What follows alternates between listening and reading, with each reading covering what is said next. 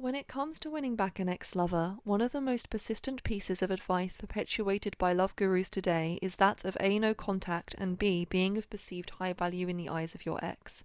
If those things fail and they didn't contact you or want you back, then they just weren't right for you and don't deserve you anyway. But this philosophy, whilst laudable in its intentions, manages to teach us two rather damaging things simultaneously.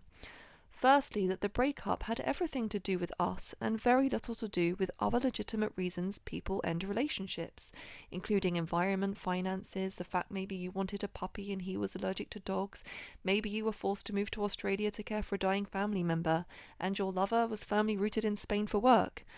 And secondly, it misguidedly hopes to show us that our breakup wasn't so unique that it can't be made right with a bit of manipulative behaviour. Let's begin by entertaining new possibilities when it comes to breakups and start to lend a more generous eye to ourselves and the other person, as this will give us the greatest gift that any breakup can, that of an honest conversation with either ourselves, a therapist, or an ex-lover, with the hopes of raising our awareness from the perspective of you both being deeply flawed individuals who might be able to, once the dust has settled, see each other and ourselves with a healthy dose of humour and sympathy. And then, if all goes well, maybe even get back together,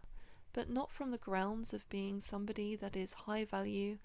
but from a far better place of both equally acknowledging that you are deeply flawed individuals. Maybe the flaws just complement each other enough that you might find each other bearable and even enjoyable to be around. That is a true gift of a breakup. The conversation that leads you to getting back together stronger and happier.